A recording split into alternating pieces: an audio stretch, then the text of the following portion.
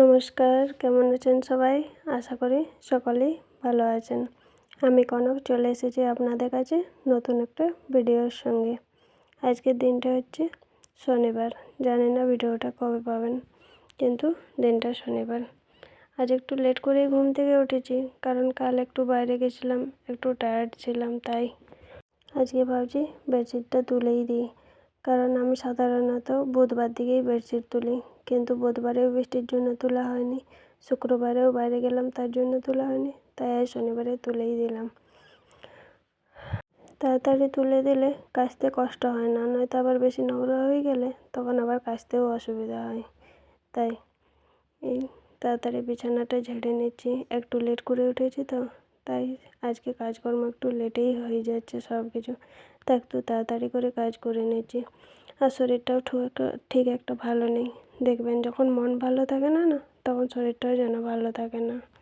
কিন্তু কী আর করব, কেউ তো নেই যে একটা দিন রেস্ট হবে। সামনে যদি বাড়ি থাকতো তাহলে বাবার বাড়ি গিয়ে একটা দিন রেস্ট হতো, কিন্তু কিছু করার নেই, বাইরে থাকা, শরীর না চললেও চালাতে হয়। এই যে কিছুগুলো জামাকাপড় ছিল, এখন শীতকালে এদিক সেদিকে জামাকাপড় জড়ো হয়ে যায়, ভালো লাগে না। কবে যে শীতটা যাবে, একটাই তো রুম, একটু খালি খালি লাগবে, নয়তো সবসময় এদিকে সেদিকে শুধু জামাকাপড় পরেই থাকে। তাই জামাকাপড়গুলো একটু গুছিয়ে রাখছি। এগুলো এখনই হাজব্যান্ড পরবে, একটু বাইরে গেছে, এসে নিয়েও পরবে, তবুও তুলে রেখে দিলাম। আর এই বেডশিটগুলো আজকে কাচবো না, কারণ আজ এরকমই অনেকটা জামাকাপড় আছে। কাচার তো কিছু নেই, কিন্তু মেলার জায়গা হয় না বেশি জামাকাপড় হলে। তাই আজকে কিছুটা কাচবো, কালকে কিছুগুলো কাচবো, ভাগ ভাগ করে রেখে নেবো, কারণ কালকের জামাকাপড়ও রয়ে আছে। সেগুলো কাল আসতে সন্ধে হয়ে গেছিলো, কাচা হয়নি, তাই সেগুলোও তুলে রেখে দিয়েছি। আজকে সেগুলো কাচবো। আর এই বেডশিট এগুলো সব রেখে দেবো, এগুলো কালকে কেচে নেবো। এখন ঝাড়ু টাড়ু দিইনি, তার আগে ভাবছি এই সুরেকটা একটু গুছিয়ে নিই, কারণ জুতো টুতো সব বাইরে বেরিয়ে গেছে, কালকে গেছিলাম। তাই এগুলো মুছে আবার বক্সে রেখে দেবো। বাইরে বেরিয়ে যদি থাকে তাহলে আবার ধুলো পড়ে যায়, আর এগুলো তো ধোয়া যায় না। তাই একটু মুছে আর এই বক্সের মধ্যে রেখে দিচ্ছি। কোথাও তো খুব একটা যাওয়া হয় না, তাই বক্সে রেখে দিই, নয়তো আবার খুব ধুলো পড়ে যাবে। আর মেয়েকে তো শুজ পরিয়ে নিয়ে গেছিলাম, ওরগুলো কোনো দিন একটু ধুয়ে দেবো, আজকে ধোবো না। আজ একটু অনেকটাই লেট হয়ে গেছে, তাই তার মধ্যে হাজব্যান্ড এসে গেছে, ওর সাথে আবার কিছু গল্প করছিলাম। ওই কিছু না, একটু কাজের ব্যাপারেই। আর সকাল থেকে তো রান্নাঘরেই ঢোকা হয়নি, কারণ এখনও ফ্রেশ হয়নি। স্নান একেবারে ভাবছি সব কিছু ঝাড়ু টাড়ু দিয়ে একেবারে স্নান করে রান্নাঘরে ঢুকবো। তাই ওদের হাজব্যান্ডের তো সকাল সকাল স্নান হয়ে যায়, ঘুম থেকে উঠে আগে স্নান করে নিই। তাই ওকে বলছিলাম যে একটু যেন দুজনে মিলে ম্যাগি বানিয়ে খেয়ে নিই, আমি স্নান করে নিয়ে আমারটা পরে করে খেয়ে নেবো, তাই বলছিলাম। মেয়ে তো রান্নাঘরের মধ্যে বসে রয়েছে, ওকে চেয়ারে বসিয়ে দিয়েছি, আমি বিছানায় ঝাড়ছিলাম, তাই ওখানে বসে রয়েছে। যে তাড়াতাড়ি করে সুরেকটা একটু গুছিয়ে নিচ্ছি, এরপর ঝাড়ু দিয়ে নেব। আজকে আর ঘর মুছবো না, এমনিতে বাড়ি থাকলে রোজই মুছি, কিন্তু কোনো দিন হয় না, শরীর আর চলে না। তাই ভাবছি আজকে মুছবো না, যদি ইচ্ছা করে তখন না হয় বিকেলবেলা একবার মুছে নেব।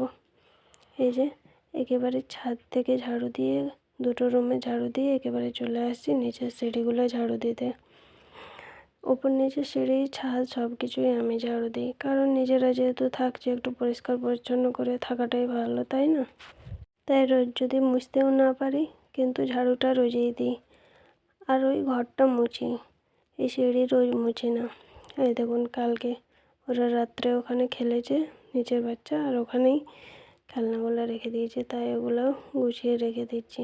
এই যে যত দেখছেন এগুলো সব খেলনা, ওখানেই থাকে ওদের খেলনা, ওখানেই খেলবে, আবার ওখানেই সব পড়ে থাকে। রোজ আমাকে ওগুলো গুছাতে হয়, কী আর করা যায়, নিজের বাড়ি না থাকলে তো এইটুকু করতেই হবে, কাউকে কিছু বলাও যায় না।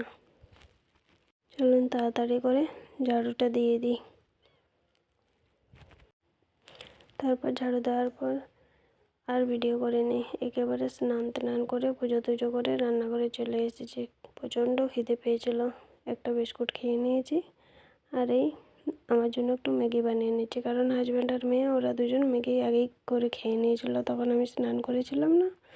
তাই ওদেরকে বললাম ওরা করে খেয়ে নেই, আমি একেবারে স্নান করেই খেয়ে নেবো। তাই নিজের জন্য একটু ম্যাগি বানাতে চলে এসেছি। অনেকটাই লেট হয়ে গেছে, অন্য কিছু বানাতে গেলে সময় লেগে যাবে। এরকমই সাধারণত আমাদের বাড়িতে ম্যাগিটা খুব একটা খাওয়া হয় না, কিন্তু যখন খুব তাড়াহুড়োর মধ্যে হয় তখনই ম্যাগিটা খাই। এই দেখুন ম্যাগি সেদ্ধ হয়ে গেছে।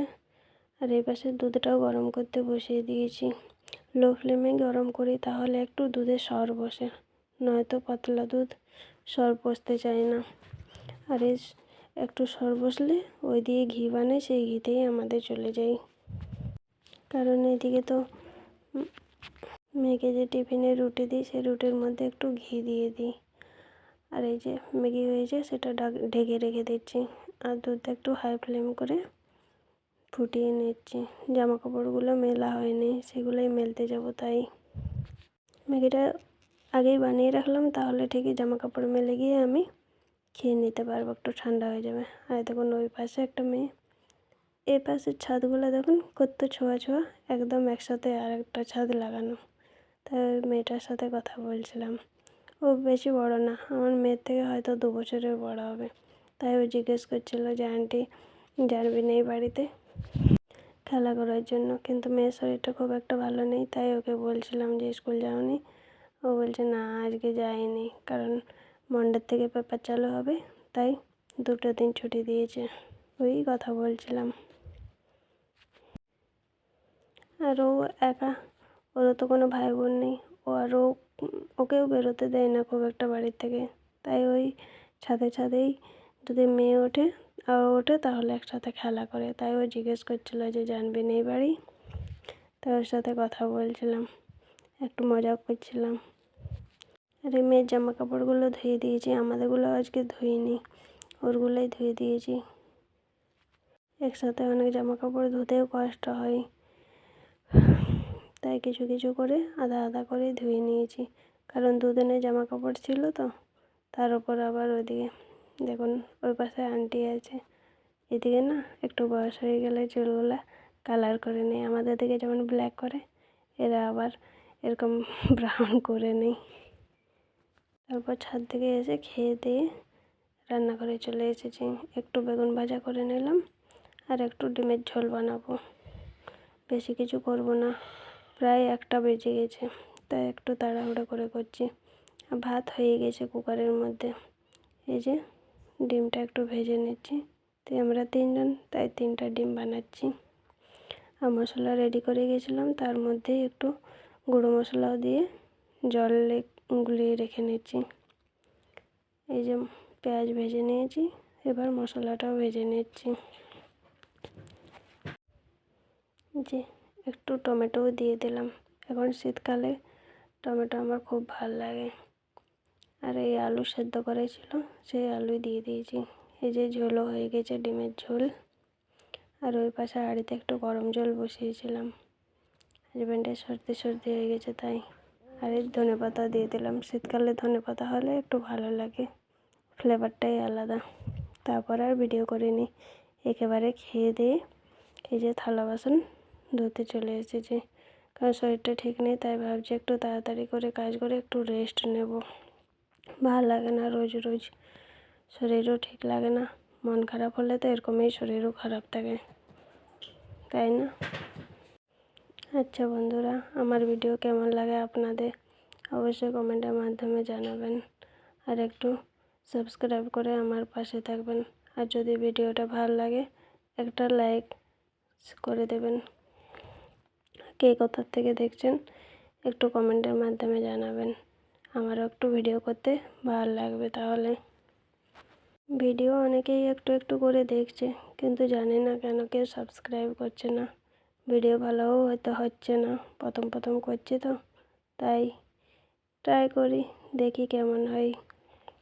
আপনাদের যদি ভালো লাগে একটু সাবস্ক্রাইব করে আমার পাশে থাকবেন, আমারও ভালো লাগবে ভিডিও করতে। তাহলে এই যে থালা বাসন মাজা হয়ে গেছে, ওটাও গামলার মধ্যে তুলে গুছিয়ে রেখে দিলাম।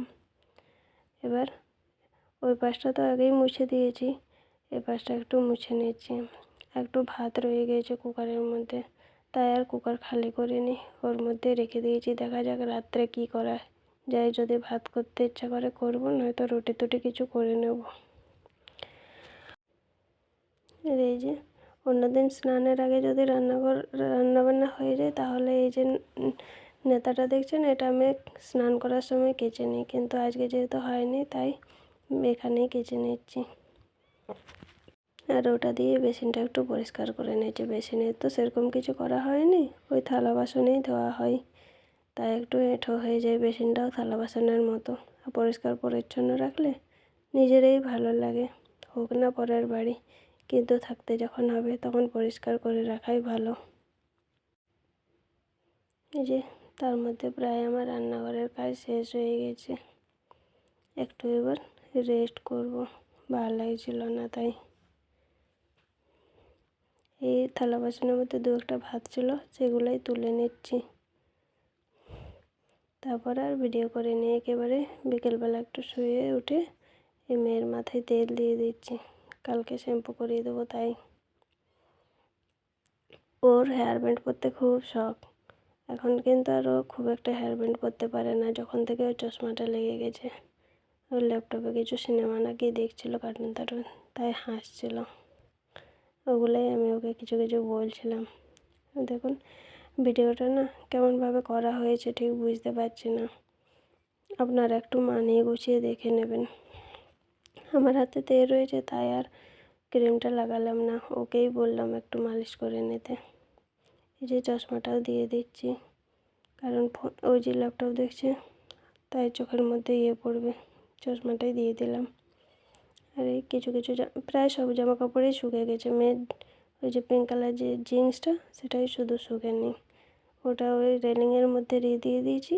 আর এই জামা কাপড়গুলো গুছিয়ে নিচ্ছি, তারপর একটু চা করব, কারণ মাথাটাও প্রচণ্ড ধরে রয়েছে। এই যে টুকটুক করে জামা কাপড়গুলো গুছিয়ে নিচ্ছি। আর সকাল থেকে একটু একটু করে সব কাজেই আপনাদের কাছে প্রায় শেয়ার করেছি। কেমন লাগেছে আমার ভিডিওটা অবশ্যই জানাবেন। জামা কাপড়গুলো তার মধ্যে আমি গুছিয়ে নিয়েছি। এবার চলে যাব একটু রান্নাঘরে চা বানাতে। এই যে চলে এসেছি, মেয়ে বলছিল মা খিদে পাচ্ছে কিছু বানিয়ে দাও, তা একটু চিড়ে দিয়ে নাস্তা বানিয়ে নিচ্ছি, চিড়ে আর আলু সেদ্ধ দিয়ে। আর একটু চা করে চাটা করেই ওটা নাস্তাটা বানাচ্ছিলাম, তাই চাটা ঠান্ডা হয়ে গেছিলো। ভিডিওটা আজ এই পর্যন্তই, সবাই ভালো থাকবেন, নমস্কার।